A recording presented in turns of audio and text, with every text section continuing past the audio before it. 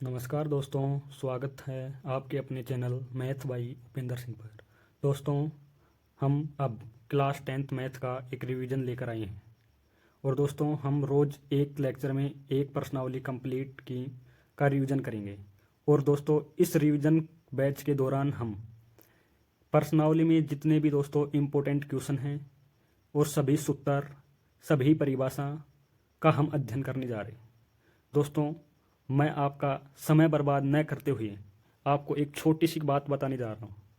अगर दोस्तों आपने ये 14 लेक्चर्स देख लिए तो दोस्तों मैं आपको विश्वास दिलाता हूँ कि आप अपने एग्ज़ाम में 90% अंक आराम से लेकर आ सकते हैं। दोस्तों, आपको पता है कि जो ब्लूप्रिंट आई है दोस्तों, उसमें हमारे छोटे जो क्वेश्चन है दोस्तों वो बहुत ज़्यादा है। और वे जो छोटे क्वेश्चन है दोस्तों वो कहाँ से बनेंगे ये भी आपको पता है। वे क्वेश्चन सूत्र, परिभाषा, यानी कि छोटे छोटे क्वेश्चन हैं दोस्तों, उन सभी के बारे में हम इस रिवीजन बैच में चर्चा करने जा रहे हैं।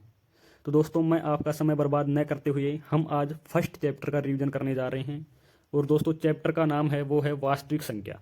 दोस्तों, चैप्टर का नाम है वास्तविक संख्या। आज दोस्तों हम फर्स्ट चैप्टर का रिवीजन करेंगे, कल सेकंड का।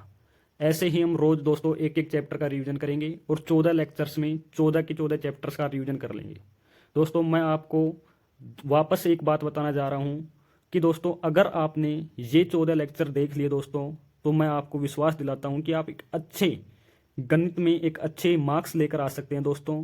और दोस्तों, आपको ये भी पता है कि अब आपके पास समय इतना नहीं बचा कि आप अपने चैप्टर नंबर 1 से चैप्टर नंबर 14 तक के सभी क्वेश्चन निकाल पाएँ। तो दोस्तों, आपको पता है कि एग्ज़ाम के दौरान हमें हार्ड वर्क नहीं करना चाहिए। एग्ज़ाम के दौरान हमें हमेशा स्मार्ट स्टडी करनी चाहिए। स्मार्ट स्टडी का मतलब है दोस्तों complete formula revision, complete definition revision और इम्पोर्टेंट क्वेश्चन, केवल वो ही हमें अपनी कॉपी के अंदर निकालने हैं और उन्हीं का ही रिवीजन करना है। तो दोस्तों, मैं आपकी उसमें बहुत बड़ी सहायता करने वाला हूँ। दोस्तों, आपको ये 14 वीडियो कंप्लीट वॉच करने हैं। आप एक बार इन वीडियो को वॉच करके देखना और फिर आप एग्जाम में बैठेंगे तो आपको ऐसा महसूस होगा कि वाकई में ही हमने वो 14 लेक्चर्स, बहुत ही इंपॉर्टेंट लेक्चर देखे। तो मैं आपको रोज हर एक दिन, हर एक नए दिन एक चैप्टर, एक लेक्चर में कंप्लीट करेंगे। तो दोस्तों, आज हम देखिए फर्स्ट चैप्टर का रिवीजन करेंगे। चैप्टर का नाम है दोस्तों वास्तविक संख्या। चैप्टर का नाम है दोस्तों वास्तविक संख्या। अब देखिए दोस्तों, ये वास्तविक संख्या होती क्या है। सबसे पहले हमें ये पता होना बहुत जरूरी है कि वास्तविक संख्या होती क्या है। देखिए दोस्तों, वास्तविक संख्या परिमेय संख्या, अपरिमेय संख्या के समूह को सम्मिलित रूप से वास्तविक संख्या कहते हैं। दोस्तों, जो परिमेय संख्या है और जो अपरिमेय संख्या है, इनका जो सम्मिलित रूप से, इन्हीं संख्याओं को हम सम्मिलित रूप से वास्तविक संख्या कहते हैं। अब दोस्तों, आपके दिमाग में एक क्वेश्चन चल रहा होगा कि दोस्त सर, ये परिमेय संख्या ये क्या होती है और ये अपरिमेय संख्या ये क्या होती है। तो दोस्तों, मैं आपको बताने जा रहा हूं कि जो परिमेय संख्या है दोस्तों वो क्या होती है। वे संख्याएं जिन्हें हम p बटा q के रूप में लिख सकें परिमेय संख्या कहलाती हैं। जहां पर दोस्तों p और q एक पूर्णांक संख्या है। पूर्णांक संख्या, और पूर्णांक संख्या किसे कहते हैं दोस्तों? वे संख्याएं जो माइनस अनंत से लेकर और प्लस के अनंत तक चलती हैं, पूर्णांक संख्या कहलाती है। और दोस्तों, यहां एक शर्त और है कि जो q है इसके नॉट इक्वल 0 होना चाहिए, यानी कि q के बराबर 0 नहीं होना चाहिए दोस्तों। अगर q के बराबर 0 है दोस्तों तो वो परिमेय संख्या नहीं कहलाएंगी। क्यों दोस्तों? क्योंकि हम अगर किसी भी संख्या की बटा में 0 लगाते हैं दोस्तों तो उसका कोई अर्थ नहीं होता, यानी कि ये एक तरीके से अपरिभाषित संख्या कहलाती है। इसलिए दोस्तों, परिमेय संख्या वे संख्याएं जिन्हें हम p बटा q के रूप में लिख सकें, परिमेय संख्या कहलाती है। अब देखिए दोस्तों, परिमेय संख्या का मैं आपको एग्जाम्पल बताने जा रहा हूँ। जैसे दोस्तों 1/2, माइनस का 1/2, 3/4, 5/7, ये सभी दोस्तों परिमेय संख्याएं। ये जो दोस्तों ये जो 4 एग्जाम्पल हैं ये सारी परिमेय संख्याएं हैं। आप कुछ भी लिख सकते हैं, लेकिन दोस्तों आपको बस ये ध्यान रखना है कि नीचे 0 नहीं होना चाहिए, यानी कि q नॉट इक्वल 0 नहीं होना चाहिए। ये होती है परिमेय संख्या। अपरिमेय संख्या किसे कहते हैं? देखिए दोस्तों, वे संख्याएं जिन्हें p बटा q के रूप में नहीं लिख सके, अपरिमेय संख्या कहलाती है। और वास्तविक संख्या किसे कहते हैं? परिमेय संख्या और अपरिमेय संख्या के समूह को सम्मिलित रूप से वास्तविक संख्या कहते हैं। समझ में आया होगा दोस्तों आपकी कि वास्तविक संख्या किसे कहते हैं, परिमेय संख्या किसे कहते हैं और अपरिमेय संख्या किसे कहते हैं। इसके बाद देखिए दोस्तों, नेक्स्ट जो डेफिनेशन है वो है अभाज्य संख्या। अभाज्य संख्या किसे कहते हैं? वह संख्या जिसके ठीक 2 गुणनखंड अर्थात 1 तथा स्वयं वह संख्या हो, अभाज्य संख्या कहलाती यानी कि दोस्तों जिस संख्या के गुणनखंड यानी कि जिस संख्या में खुद के अलावा और किसी भी संख्या का भाग नहीं जाता वो ही संख्या अभाज्य संख्या कहलाती है। यानी कि देखिए दोस्तों 2 है, 2 में दोस्तों केवल 2 का और 1 का ही भाग जाएगा। 1 का तो दोस्तों सभी संख्याओं में जाता है और केवल 2 में 2 का ही जाएगा। यानी कि ये एक अभाज्य संख्या है जिसके गुणनखंड नहीं हो सके। यानी कि देखिए दोस्तों 2 है, इसका गुणनखंड केवल यही होगा 2 × 1, या हम इसको ऐसे भी लिख सकते हैं 1 × 2, यानी कि इसके यही गुणनखंड होगा, इसके अलावा कोई भी गुणनखंड नहीं होगा। तो हमें ऐसी संख्याएं हैं उन्हें अभाज्य संख्या कहते हैं। एग्जाम्पल में देखिए दोस्तों 0, 2, 5, 7, ये सभी दोस्तों अभाज्य संख्या। देखो हम 7 को 7 × 1 ही लिख सकते हैं, 5 को 5 × 1 ही लिख सकते हैं, 2 को 2 × 1 ही लिख सकते हैं, 3 को 3 × 1 ही लिख सकते हैं। ये दोस्तों अभाज्य संख्या है। अब देखिए नेक्स्ट परिभाषा है भाज्य संख्या किसे कहते हैं? वह संख्या जिसके कम से कम एक गुणनखंड तथा स्वयं के अतिरिक्त भी हो, यानी कि स्वयं संख्या के अतिरिक्त भी हो, वो भाज्य संख्या कहलाती है। जैसे देखिए दोस्तों 4 है, 4 का हम देखिए 1 × 4 भी लिख सकते हैं, 2 × 2 भी लिख सकते हैं, या 4 × 1 भी लिख सकते हैं। यानी कि इसके देखो ये भी हो रहा है, एक ज्यादा ये हो रहा है, यानी कि 4 के अंदर दोस्तों 2 का भी भाग जाता है क्या नहीं? तो ये हो गई दोस्तों भाज्य संख्या। 6 भी भाज्य संख्या है, 6 के भी गुणनखंड हो सकते हैं। 6 को देखिए दोस्तों 2 × 3 या 3 × 2, 6 × 1 या 1 × 6, यानी कि इसके गुणनखंड हम कर सकते हैं। ऐसे 8 के भी कर सकते हैं। अब देखिए दोस्तों संख्या एक न तो भाज्य और न ही अभाज्य। देखिए दोस्तों जो छोटे क्वेश्चन है वो यहीं से हमारे बनेंगे। अब देखिए संख्या एक है वो न तो भाज्य संख्या है और न ही अभाज्य संख्या है। यानी कि संख्या एक है ये न तो भाज्य संख्या है दोस्तों, न अभाज्य संख्या है। दोस्तों आपको बहुत ध्यान से पूरा कंप्लीट वीडियो वॉच करना है। अगर दोस्तों छोटा क्वेश्चन एक भी यहाँ से बाहर चल जाए तो आप मेरे को कमेंट में बता सकते हैं पेपर देने के बाद में। एक भी क्वेश्चन छोटा यहाँ से बाहर नहीं जाएगा दोस्तों, देख लेना आप, कन्फर्म है ये बात। संख्या एक न तो भाज्य संख्या और न ही अभाज्य संख्या। 2 सबसे छोटी अभाज्य संख्या है। जो 2 है दोस्तों वो सबसे छोटी अभाज्य संख्या 2 है, ये ध्यान रखना दोस्तों। ऑप्शन में आपको 1 भी मिलेगा, 2 भी मिलेगा, 3 भी मिलेगा, 4 भी मिलेगा। और कई बच्चे देखना दोस्तों यहाँ वीडियो वॉच करने के बाद भी गलती करके आएंगे और मैं आपको बता देता हूं कि वो तुरंत 1 के टिक लगाएंगे और ये हो जाएगा गलत, क्योंकि सबसे छोटी अभाज्य संख्या है वो 2 है। ठीक है दोस्तों। इसके बाद देखिए दोस्तों नेक्स्ट है दोस्तों 2 एक सम अभाज्य संख्या है। जो 2 है दोस्तों वो सम भी है और अभाज्य भी है। यानी कि 2 है वो सम संख्या भी है और अभाज्य संख्या भी है, ये भी आपको पता चल गया होगा। अन्य सभी सम संख्याएं भाज्य होती हैं। यानी कि 2 को छोड़कर दोस्तों बाकी जो सम संख्या है वो सभी भाज्य होती हैं। जैसे 4 है, 6 है, 8 है, ये सम भी हैं तो भाज्य भी हैं। सम संख्या किसे कहते हैं दोस्तों? वे संख्या जिसमें 2 का पूरा पूरा भाग जाता हो सम संख्या कहलाती है। और 2 को छोड़कर दोस्तों सभी सम संख्या भाज्य होती हैं, ये भी आपको ध्यान रखना है। इसके बाद देखिए दोस्तों 2 संख्याओं के मैसपय व लसपय में संबंध है। 2 संख्या के लसपय और मैसपय में संबंध है। 3 संख्या हो तो ये जो हमारा फॉर्मूला है ये काम नहीं देगा। 2 संख्या का लसपय और मैसपय में क्या संबंध है? मैसपय यानी कि HCF, लसपय यानी कि LCM बराबर पहली संख्या यानी कि प्रथम संख्या और द्वितीय संख्या यानी कि A और B। प्रथम संख्या A, द्वितीय संख्या B। इनका जब हम दोस्तों HCF और LCM को गुणा करते हैं और उनकी जो संख्या है उनको गुणा करते हैं तो ये हमें हमेशा बराबर प्राप्त होती है। यानी कि पहली संख्या गुणा दूसरी संख्या बराबर HCF गुणा LCM, ये हमेशा बराबर प्राप्त होता है। ये एक संबंध बहुत काम आएगा दोस्तों, बहुत इंपॉर्टेंट फॉर्मूला है। देखिए दोस्तों इसके बाद परिमेय संख्या।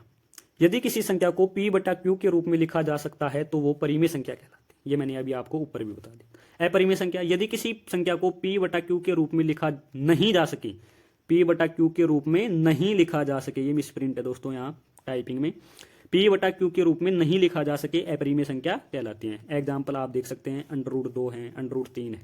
ठीक है। अब देखिए दोस्तों ये तो हमारा हो गया डेफिनेशन वगैरह, इनसे भी क्वेश्चन बनेंगे। अब देखिए फर्स्ट क्वेश्चन की ओर हम मूव करते हैं।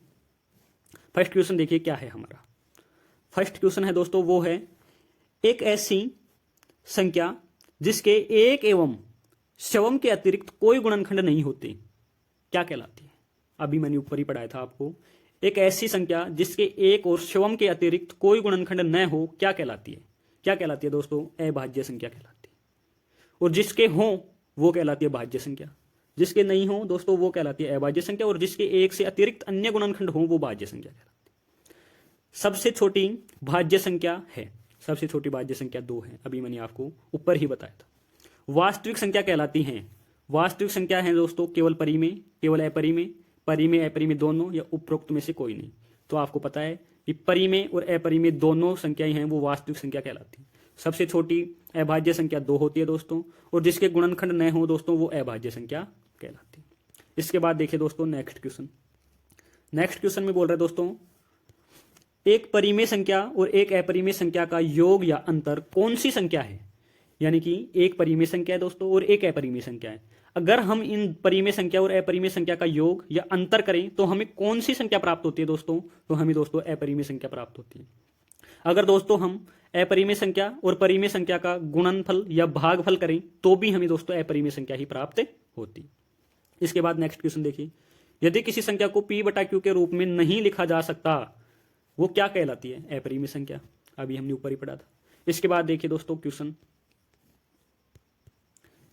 नंबर 6 लघुत्रात्मक का क्वेश्चन है दोस्तों। क्वेश्चन नंबर 6, ये क्वेश्चन दोस्तों 2 या 3 अंक में आपको देखने को मिलेगा एग्जाम में।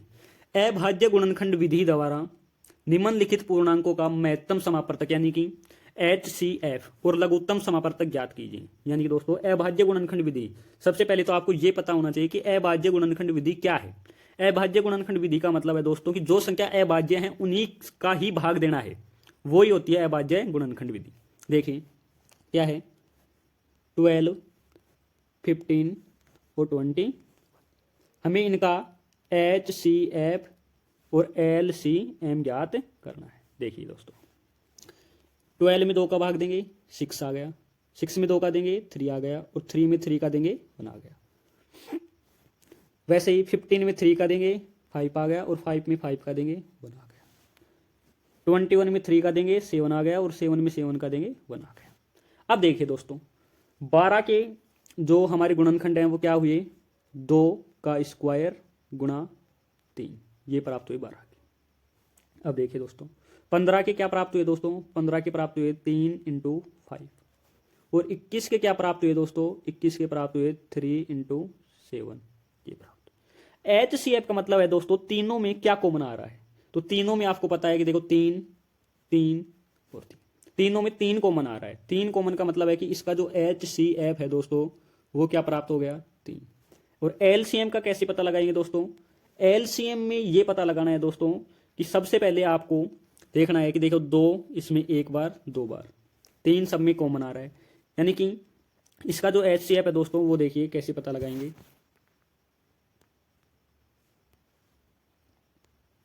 देखिए दोस्तों मैं आपको एक बार दोबारा से बताने जा रहा हूँ। ये है 12, ये है 15,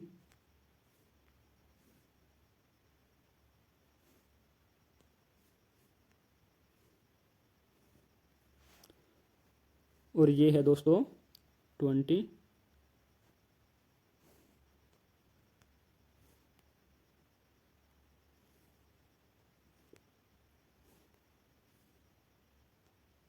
देखिए दोस्तों ये है 12 और ये है 15 और ये है 21। आप सबसे पहले इसमें 2 का भाग देंगे 6 आ गया, फिर 2 का देंगे 3 आ गया, फिर 3 का देंगे और 1 आ गया। 5 का देंगे 3 का देंगे, सबसे पहले इसमें 3 का देंगे तो 5 आ गया, और 5 का देंगे 1। इसमें 3 का देंगे 7 आ गया, 7 का देंगे 1 आ गया। अब देखिए 12 की जो गुणनखंड है दोस्तों वो क्या है, 12 के गुणनखंड है दोस्तों 2 की पावर 2, 2 की पावर 2 गुणा 3 की पावर 1, ये तो है 12 के। 15 के क्या हैं देखिए दोस्तों, 15 के हैं 3 की पावर 1 और 5, ये है 15। 21 के क्या हैं 3 × 7। अब देखिए दोस्तों HCF देखिए सबसे पहले HCF का मतलब है दोस्तों तीनों में, तीनों संख्या है, तीनों के गुणनखंड में क्या कॉमन है, तीनों के गुणनखंड में दोस्तों 3 कॉमन है। ठीक है, ये हो गया इसका HCF। LCM देखिए दोस्तों, LCM में हमें अधिकतम घात देखनी है। क्या देखना है दोस्तों, अधिकतम घात, यानी कि 2 की पावर 2 × 3 × 5 और × 7। संख्या का रिपीटेशन भी नहीं करना दोस्तों, ये भी ध्यान रखना है आपको। यानी कि 2 की पावर 2 का मतलब है दोस्तों LCM, 2 की पावर 2 का मतलब है 4 × 3 × 5 × 7, ये इसका LCM। 4 4 को 3 से गुणा करेंगे 12, 12 को 5 से करेंगे 60 और 60 को 7 से करेंगे तो 420 इसका एलसीएम होगा।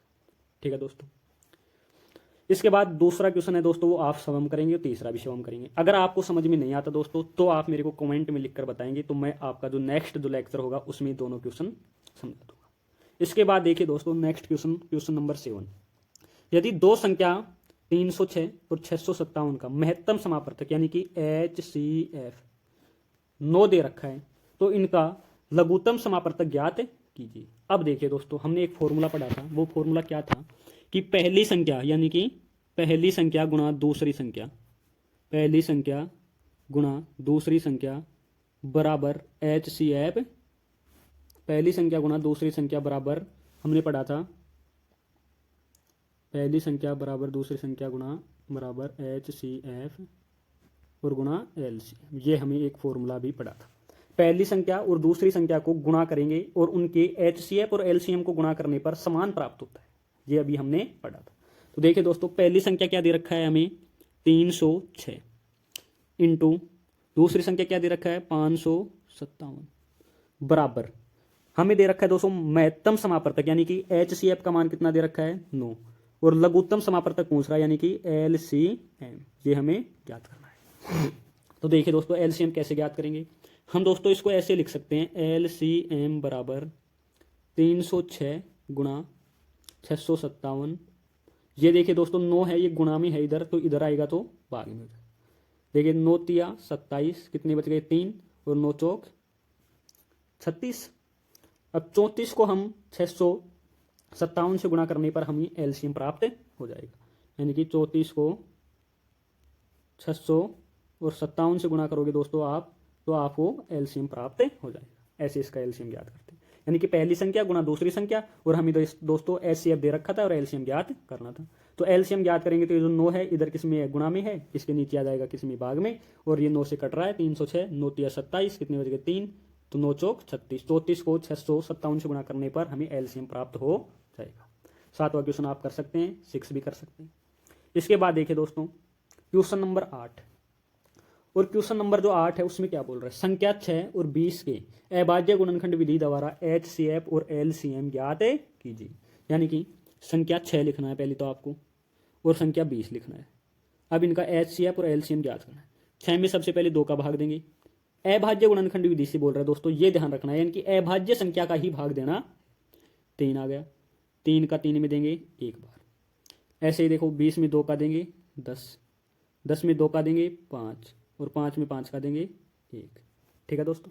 अब देखिए 6 के जो गुणनखंड है वो क्या प्राप्त हो गए दोस्तों, 2 × 3, और 20 के जो गुणनखंड है वो क्या प्राप्त हो गए, 2 × 2 × 5। एचसीएफ देखिए दोस्तों सबसे पहले, तो एचसीएफ हमें दोनों में कॉमन क्या दिखाई दे रहा है, 2। एलसीएम देखिए दोस्तों, अब एलसीएम देखिए दोस्तों, एलसीएम का एचसीएफ में हमें न्यूनतम घात लेनी रहती है और एलसीएम में हमें हाईएस्ट घात लेनी रहती है। तो यानी कि 2 की पावर 2 गुणा 3 गुणा 5, यानी कि 2 की पावर 2 का मतलब है 4 गुणा 3 गुणा 5, यानी कि इसका जो एलसीएम है दोस्तों वो कितना आ गया, 60। अगर दोस्तों हमें इसकी जांच करनी है तो हम जांच भी कर सकते हैं। वो कैसे, पहली संख्या क्या है दोस्तों 6, दूसरी संख्या 20, एचसीएफ क्या है दोस्तों 2, और एलसीएम क्या आया दोस्तों, एचसीएफ क्या आया दोस्तों 2, और एलसीएम क्या आया 60। एलसीएम क्या आया दोस्तों 60, यानी कि 2 गुणा, पहली संख्या क्या प्राप्त है, संख्या है 6 गुणा 20, और हमारा एचसीएफ 2 आया और एलसीएम 60 है। देखो 120 बराबर 120, यानी कि हमारा जो क्वेश्चन है और उसका आंसर वो एकदम राइट है। ऐसे हम इस क्वेश्चन को कर सकते हैं। इसके बाद देखिए दोस्तों नेक्स्ट क्वेश्चन, क्वेश्चन नंबर 9, निम्न संख्याओं को अभाज्य गुणनखंड के गुणनफल के रूप में व्यक्त कीजिए। संख्या दे रखी है दोस्तों, संख्या देखिए क्या क्या है। एक तो संख्या है दोस्तों 140, और एक संख्या है दोस्तों 156। देखिए दोस्तों 156 में सबसे पहले हमें 2 का भाग देना है, 7 या 1 बच गया 8, फिर 2 का देंगे 3 या 1 बच गया 9, फिर 2 का देंगे तो 2 का नहीं जाएगा, अब देंगे 3 का 1 3, और 13 में दोस्तों 13 का ही जाएगा 1 बार। देखिए 140 में 2 का देंगे 70, 70 में 2 का देंगे 35, 35 में 3 का नहीं जाएगा, 5 का जाएगा, कितनी बार 7 बार, 7 में कितना क्या देंगे 7 का 1 बार। ये इनके गुणनखंड हो गए। 140 के गुणनखंड क्या क्या हो गए देखिए, 140 के हैं वो गुणनखंड है दोस्तों, वो प्राप्त हो गई हमें 2 गुणा 2 गुणा 5 गुणा 7, 140। 156 के देखिए दोस्तों, 2 गुणा 2 गुणा 3 गुणा 13, ये हमें 156 के प्राप्त। ऐसे इस क्वेश्चन को आप कर सकते हैं। इसके बाद देखिए दोस्तों next question, question number 10, HCF और LCM ज्ञात करना है। देखिए दो संख्या का HCF और LCM ज्ञात करने के लिए आपको सबसे पहले दोनों संख्या लिखनी है, 26 और 91। 26 में 2 का भाग देंगे 13, और 13 में 13 का ही जाएगा दोस्तों एक बार। 91 में देखिए दोस्तों 2 का नहीं जाएगा, 3 का भी नहीं जाएगा, 4 का भी नहीं जाएगा, 5 का भी, 6 का भी, 7 का जाएगा 1 और 3, फिर 13 में 13 का जाएगा एक बार। ठीक है दोस्तों। अब देखिए इनका HCF दोनों में कॉमन क्या है दोस्तों 13, तो इनका HCF क्या हो गया, HCF हो गया 13। LCM देखिए दोस्तों, LCM देखिए दोस्तों 2 × 7 × 13, ये हमें LCM प्राप्त हो गया। अब देखिए दोस्तों LCM इसका प्राप्त हो गया 14 × 13, यानी कि 182, ये हो गया LCM। हमें दोस्तों पहली संख्या गुणा दूसरी संख्या जांच करनी है हमारे क्वेश्चन की, तो कैसे करेंगे, पहली संख्या गुणा दूसरी संख्या बराबर HCF गुणा LCM गुणा LCM, ये हमारा जांच का फॉर्मूला। अगर ये दोनों संख्या बराबर आई गुणा करने पर तो हमारा जो क्वेश्चन है दोस्तों वो क्या है, राइट है। अगर ये दोनों संख्या बराबर नहीं आई तो हमारा क्वेश्चन क्या है, रोंग है। जो हमने हल किया है वो क्या है, रोंग है। ऐसे आप इनका जांच भी कर सकते हैं। सेकंड है 510 और 92 का HCF और LCM ज्ञात करो। देखिए दोस्तों कैसे करेंगे, एक तरफ लिख लीजिए दोस्तों 510 और एक तरफ लिख लीजिए 92। 510 में देखिए दोस्तों 2 का भाग देंगे 2 0 2। 510 में देखिए दोस्तों 2 का भाग देंगे 2, 1 बच गया 5, 1 बच गया 5। 255 में 2 का भाग नहीं जाएगा, 3 का 8 5। 85 में देखिए दोस्तों 3 का भाग नहीं जाएगा, 5 का जाएगा 1 7। और 17 में 17 का जाएगा एक बार।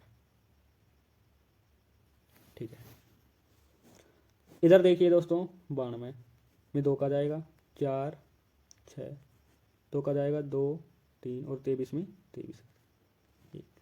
देखिए दोस्तों इसका जो HCF है वो प्राप्त क्या होगा, HCF होगा 2 प्राप्त, और LCM क्या होगा देखिए दोस्तों, LCM प्राप्त होगा देखिए दोस्तों इसका 2 की पावर 2 गुणा 3 गुणा 5 गुणा 17 गुणा 23, ये इसका LCM प्राप्त हो। इसे आप गुणा कर सकते हैं और LCM प्राप्त कर सकते हैं। देखिए दोस्तों हमने कंप्लीट चैप्टर नंबर 1 का रिवीजन कर लिया।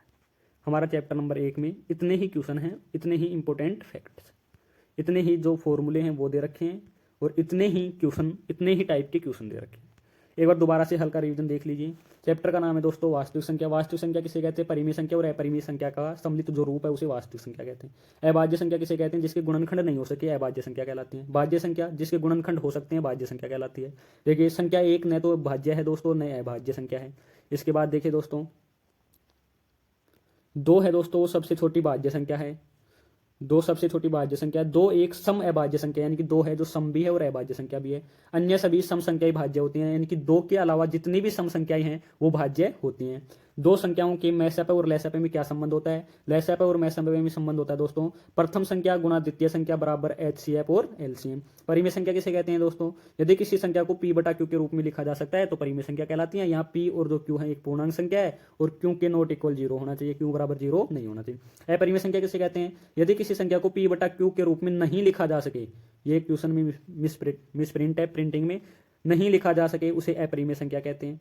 अपरिमेय संख्या के उदाहरण देख सकते हो √2 √3। ठीक है दोस्तों। इसके बाद वस्तुनिष्ठ क्वेश्चन था पहला जो क्वेश्चन था हमारा दोस्तों वो था कि एक ऐसी संख्या जिसका एक और शिवम के अतिरिक्त कोई गुणनखंड नहीं हो, यानी कि अभाज्य संख्या है, इसका कोई गुणनखंड नहीं होता। सबसे छोटी भाज्य संख्या 2 है दोस्तों। वास्तविक संख्याएं दोस्तों वो परी में भी होती है और अपरी में भी होती हैं। इसके बाद देखिए दोस्तों नेक्स्ट क्वेश्चन क्या था। नेक्स्ट क्वेश्चन था दोस्तों हमारा, एक परिमेय संख्या और एक अपरिमेय संख्या का योग और अंतर कौन सी संख्या होती है?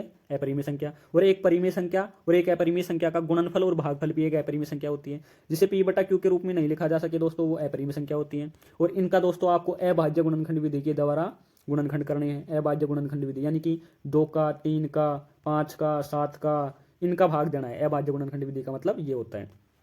इनका आप आराम से अभाज्य गुणनखंड विधि के द्वारा एचसीएफ और एलसीएम ज्ञात कर सकते हैं। एचसीएफ का मतलब होता है दोस्तों कि कम से कम कॉमन घात, यानी कि जैसे 12 है दोस्तों, इसका जो गुणनखंड है वो है 2 × 2 × 3 ये है। और जैसे दोस्तों ये 15 है, इसका गुणनखंड क्या होगा? 3 × 5 है। और जैसे 21 है, इसका गुणनखंड क्या होगा? देखिए दोस्तों 3 × 7 है। इनमें देखिए कॉमन क्या है? 3 इसमें भी है, 3 इसमें भी है और 3 इसमें भी है। जो कॉमन फैक्टर है वो ही हमारा क्या होता है? एचसीएफ। अभी देखिए दोस्तों एक बात और मैं आपको बता देता हूं कि एचसीएफ में दोस्तों हमेशा कॉमन फैक्टर देखा जाता है, और एलसीएम में, एचसीएफ में कॉमन फैक्टर में हमेशा घात है जो न्यूनतम लेनी रहती है हमें। अगर यहाँ घात 2 है मान लो, और यहाँ 1 है, यहाँ 1 है, तो हमें दोस्तों एचसीएफ में घात हमेशा न्यूनतम, यानी कि हम 3 की घात 1 ही लेंगे। और एलसीएम में दोस्तों हमेशा घात अधिकतम लेनी रहती है। ऐसे आप याद कर सकते हैं। ये क्वेश्चन है दोस्तों, 2 संख्या दे रखी हैं और इनका आपको एचसीएफ भी दे रखा है और एलसीएम पूछ रहा है। तो इसमें दोस्तों आप फॉर्मूला लगा सकते हैं कि पहली संख्या गुणा दूसरी संख्या, पहली संख्या गुणा दूसरी संख्या बराबर एचसीएफ गुणा एलसीएम। हमें देखिए दोस्तों पहली संख्या दे रखी है क्या? 306। दूसरी संख्या क्या दे रखी है? 657। और एचसीएफ कितना दे रखा है? 9। और एलसीएम पूछ रहा है। तो ये जो इधर गुणा में है ये इधर किस में आ जाएगा? भाग में। और इसको आप सोल्व कर सकते हैं। इसके बाद देखिए दोस्तों नेक्स्ट क्वेश्चन क्या है? संख्या 6 और 20 के अभाज्य गुणनखंड विधि द्वारा एचसीएफ और एलसीएम ज्ञात करना है। इसके बाद देखिए दोस्तों क्वेश्चन क्या है? अभाज्य गुणनखंड विधि के द्वारा गुणनफल के रूप में व्यक्त करना है इनको, और इनका एचसीएफ और एलसीएम ज्ञात करना है। यानी कि दोस्तों मुझे विश्वास है आपने कंप्लीट वीडियो वॉच किया होगा और आपके समझ में भी आया होगा कि एग्जाम में कैसे क्वेश्चन आने वाले हैं। देखिए दोस्तों ये छोटी छोटी जो क्वेश्चन है दोस्तों, ये परिभाषा हैं, यही एग्जाम में छोटे क्वेश्चन के रूप में पूछा जाएगा। और दोस्तों वीडियो को अंत तक जरूर देखना। अगर किसी ने बीच में वीडियो स्किप की है वो भी अंत तक जरूर देखना। धन्यवाद दोस्तों।